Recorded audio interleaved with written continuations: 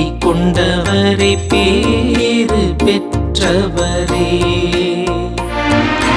ஆண்டவர் மீது நம்பிக்கை கொண்டவரே பேறு பெற்றவரே. நற்பேறு பெற்றவர் யார்?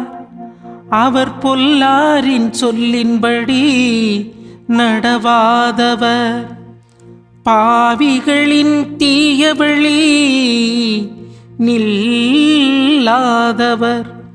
இகழ்வாரின் குழுவினில் அமராதவர்.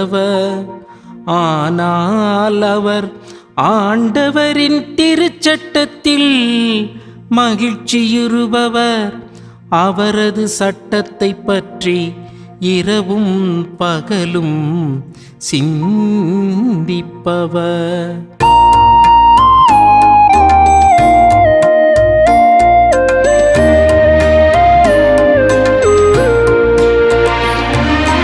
ஆண்டவர் மீது நம்பிக்கை கொண்டவரே பேறு பெற்றவரே.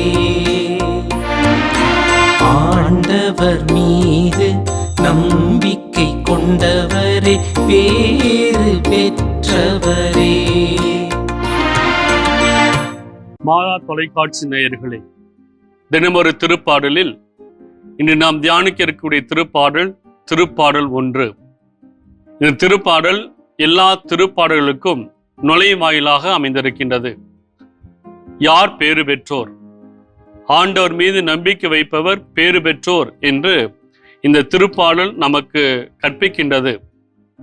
ஆண்டவர் மீது நம்பிக்கை வைக்க வேண்டும் என்றால் நமது வாழ்வில் ஒரு சிலவற்றை நாம் களைய வேண்டும் என்றும் இந்த திருப்பாடல் நமக்கு கற்பிக்கின்றது. ஒரு நிலத்தை நாம் உழுது விதையை நாம் போடுவதற்கு முன்னதாக அந்த நிலத்தில் உள்ள களைகளை நாம் களைந்தெறிகிறோம், முட்செடிகளை அகற்றுகிறோம். அதே போல நமது வாழ்வில் இறைவன் மீது நம்பிக்கை வைக்க வேண்டும் என்றால் நம்மிடம் உள்ளவற்றை நாம் களைய வேண்டும் என்று சொல்லி இந்த திருப்பாடல் நமக்கு அழைப்பை விடுக்கின்றது. முதலாவதாக பொல்லாரின் சொல்லின்படி நடவாதவர் என்று இந்த திருப்பாடல் பொல்லாரின் சொல்லின்படி நடக்க வேண்டாம் என்று சொல்லி அழைக்கின்றது. இங்கு பொல்லார் என்பவர் யார் என்றால் கடவுளுடைய கட்டளைகளை மீறி செயல்படுகின்றவர்கள். அவர்கள் எண்ணுவதெல்லாம் தீயன, ஆகவே அவர்கள் கூட்டத்தில் நிற்க வேண்டாம் என்று இந்த திருப்பாடல் அழைப்பை கொடுக்கின்றது. இரண்டாவதாக பாவிகளின் வழியில் நடவாதவர் என்று அடுத்த கட்டத்துக்கு நம்மை அழைக்கின்றது. எந்தெந்த பாவ சூழல் நம்மை பாவத்திற்கு உட்படுத்துகிறதோ அந்த சூழல், நபர்கள், நட்புகள் இவற்றை விட்டு நாம் நடக்க வேண்டும் என்று இந்த திருப்பாடல் நமக்கு அழைப்பை கொடுக்கின்றது.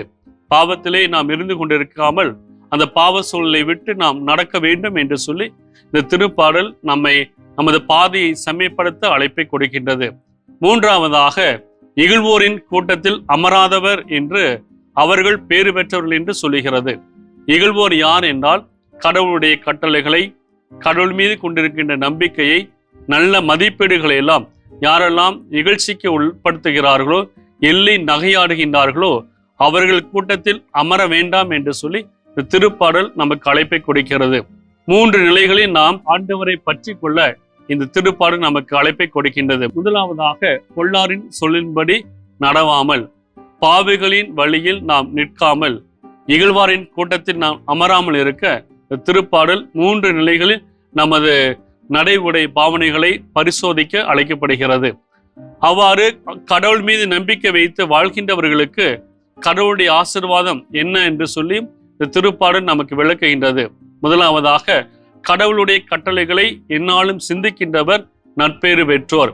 இங்கு கடவுளின் கட்டளை என்றால் எபிரேய மொழியிலே சொல்லப்படுகின்ற தோரா மட்டுமல்ல, நல்ல மதிப்பீடுகள், நமது வழிகாட்டுதல், நமது வாழ்க்கைக்கு தேவையான நட்போதனைகள் அனைத்தையுமே இந்த கட்டளைகளாக திருச்சட்டமாக இந்த திருப்பாடல் நமக்கு சுட்டி காட்டுகின்றது. ஆகவே நமது வாழ்வின் நமது வாழ்க்கைக்கு தேவையான மதிப்பீடுகளை நாம் பின்பற்றி வாழ்கின்ற போது ஆண்டவருடைய ஆசீர்வாதங்களை நாம் நற்பேறு பெற்றவர்களாக மாற்றுவதற்கு உதவும் என்பதையும் குறிப்பிடுகின்றது. இரண்டாவதாக கடவுளுடைய கட்டளைகளை எந்நாளும் சிந்தித்துக் கொண்டிருப்போர் பேறு பெற்றோர் என்று இந்த திருப்பாடல் சொல்லுகிறது. எந்நாளும் சிந்தித்துக் கொண்டிருப்பது என்றால் 10 நிமிடம் விவிலியத்தை படித்துவிட்டு அதை மட்டும் சிந்திப்பதல்ல, மாறாக அந்த இறை வார்த்தையை நமது வாழ்வில் எந்நாளும் சிந்தித்துக் கொண்டிருக்காமல் அதை வாழ்வாக்குகின்ற வார்த்தையாக நாம் அதை நடைமுறைப்படுத்துகின்ற போது அந்த வார்த்தையினுடைய வல்லமை நமது வாழ்வை மாற்றும் என்பதையும் இந்த திருப்பாடல் நமக்கு கற்பிக்கின்றது. மூன்றாவதாக, ஆண்டவருடைய சட்டத்தின்படி நடப்போர் அவர்கள் ஆசீர்வாதங்களை பெறுவர். குறிப்பாக பருவ காலத்தில் கனி தருகின்ற நல்ல மரம் போல் இருப்பார்கள் என்று இந்த திருப்பாடல் சொல்கிறது.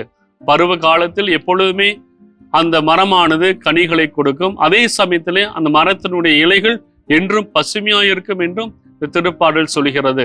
ஆகவே அந்த இலைகள் எந்த காலத்திலும் அது காய்ந்து போகாமல் பசுமையா இருக்கும் விதத்திலே அந்த மரத்தை கடவுள் ஆசீர்வதிக்கின்றார். அதே போல கடவுளுடைய கட்டளைகளை கடைபிடித்து வாழ்வருடைய வாழ்க்கையிலும் இறைவன் தனது ஆசீர்வாதத்தால் எப்பொழுதும் வளமையுற செய்கிறார் என்பதை இந்த திருப்பாடல் சுட்டி காட்டுகின்றது. அதே போல நீரோடையோரம் நடப்பட்ட மரம் போல் இருப்பார் என்றும் ஆண்டவருடைய கட்டளைகளை பின்பற்றவர்களை குறித்து சொல்கிறது. நீரோடையோரம் நடப்பட்ட மரம் என்பது அது தானாக முளைத்த மரம் அல்ல. ஒரு விவசாயி தேர்ந்தெடுத்து அந்த இடத்தை பண்படுத்தி அதை அந்த இடத்திலே நட்டு வைத்த முறையாக நேர்த்தியாக பராமரிக்கப்பட்ட ஒரு மரத்தை குறிக்கின்ற ஒரு மரம்தான் நீரோடையோரம் நடப்பட்ட மரம் என்று இந்த திருப்பாடல் சொல்கிறது.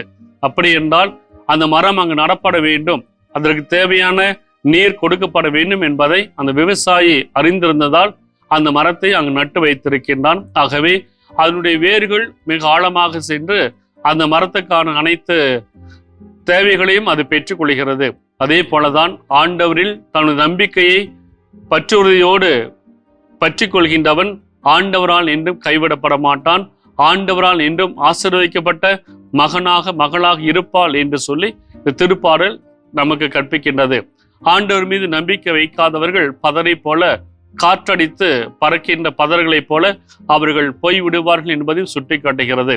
ஆகவே நம்முடைய வாழ்க்கை ஆண்டவர் மீது வைக்கப்பட்ட பாறையாகிய அந்த திருச்சபையின் இயேசுவின் மீது வைக்கப்பட்ட நம்பிக்கையாக இருக்க வேண்டும் என்பதை இந்த திருப்பாடல் சுட்டி காட்டுகின்றது. ஆகவே நாம் ஆண்டவரால் ஆசீர்வதிக்கப்பட்டவர்களாக பேறு பெற்றவர்களாக வாழ வேண்டும் என்றால் கடவுளை முழுமையாக விசுவசிக்க வேண்டும், அந்த கடவுளுடைய கட்டளைகளை பின்பற்ற வேண்டும், அதனால் ஆண்டவருடைய ஆசீர்வாதத்தை சொந்தமாக்கி கொள்ள வேண்டும். அதற்காக இந்த நாளில் நாம் முயற்சிப்போம், ஜெபிப்போம்.